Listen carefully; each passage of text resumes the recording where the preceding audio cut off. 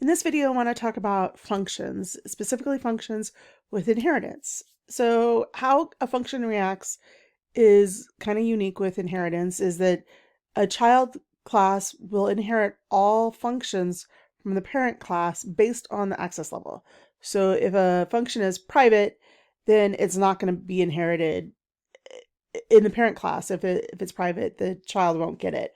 But if it's public, it will get it. So I sometimes find this easier to show than to tell. So let's go to CLion, and we're going to come in here, and we have our computer class, right? And we're going to just go to the header file, and we're going to build, we'll build first a private function. So let's just say void and chain or set RAM.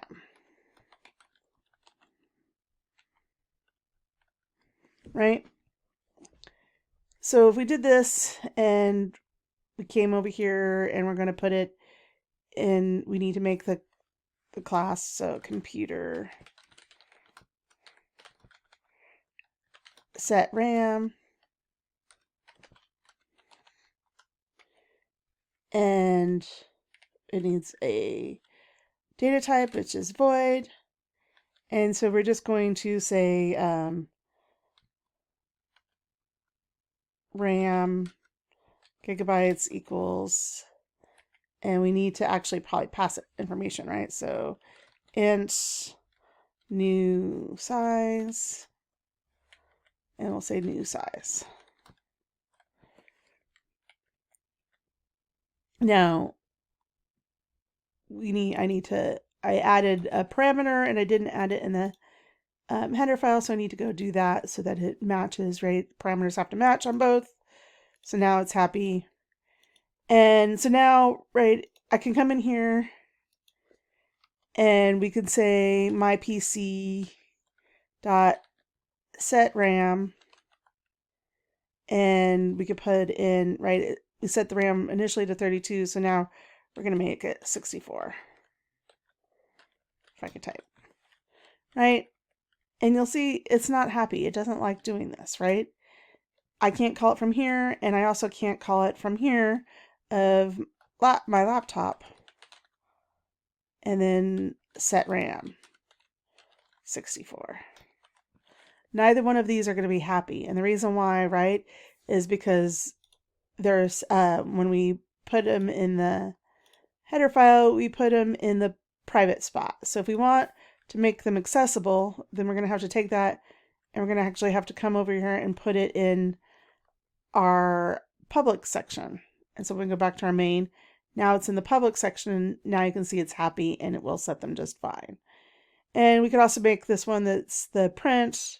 That one's a little easier to tell, like, right, we're going to make a void print. And we're just going to say standard cout, and we'll print the name, and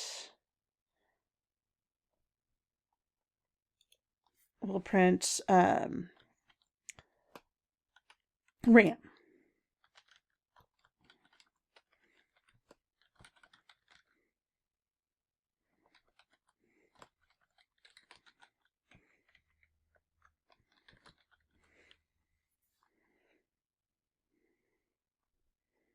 And it's not happy, and the reason why it's not happy because these variables don't exist, because I just made this function and I didn't tell the system where to find it. We didn't give it a scope, so now we need to give it the scope for print, which is using the computer : to give it the scope. So now it's happy, right, that we did this. And so I'm going to come back to this main, and I'm going to say we have this here, right? So I'm going to do my PC dot print, and you're going to be able to see that I can still use that same function here on my laptop, right? Print, and it's perfectly happy. And so we're just going to compile and test these and show that, right, that it updated the RAM to 64 for both of them, and it's still calling them this PC stuff, right? And that might not be appropriate for the laptop here, right? So what we might want to do is in our laptop, we might want to, and we might need actually more functions in here. We're going to need more functions. I'm just going to make a couple. We're going to say standard string get name and the int get RAM, right? Because we need those values that were set up so we can come and create these functions. So we need a standard string and get name, and we're just going to return name, and it's not happy again because I didn't put computer. And we also want one for standard, or for the int, right?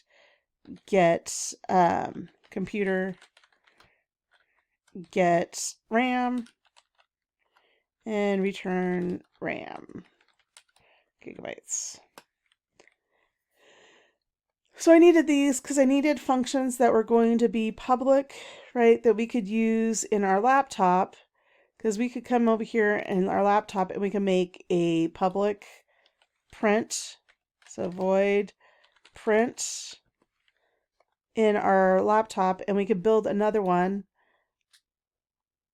right? So laptop, so this is void laptop colon print. And we're going to do similar that we did before, but right, we want to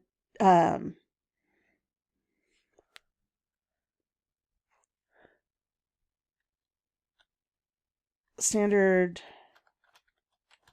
cout, and I'm going to say my laptop has, and we're going to say get RAM,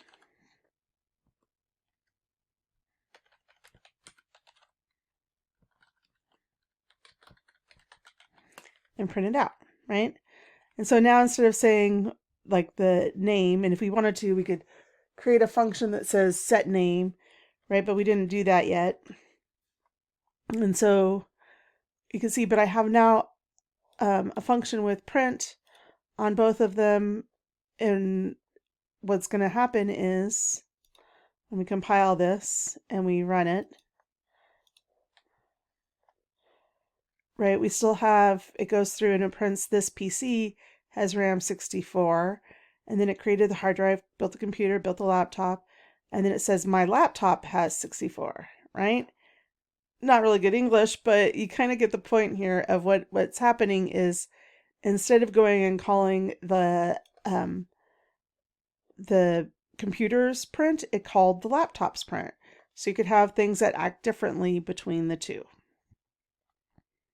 And so that's sending functions into, or using functions, and that you could always use the parents function, and you can use it inside or in the main, right? So I have using the set RAM, and that set RAM function was from this PC, but this print function is from the laptops, right?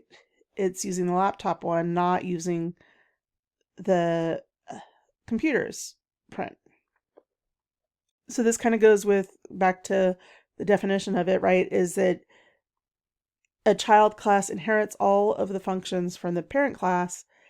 It could define its own versions and replace the parents when it needs to. And when both the parent and child have functions with the same name, what the object is determines which one it calls. So that's why when we go back to our CLion, that's why in our main, when we did this print, right, it was a computer, so it used the computer's print. When it did this print, it was from a laptop, so it used the laptop print. So that's how it tells the difference. So in the next video, I will talk about polymorphism.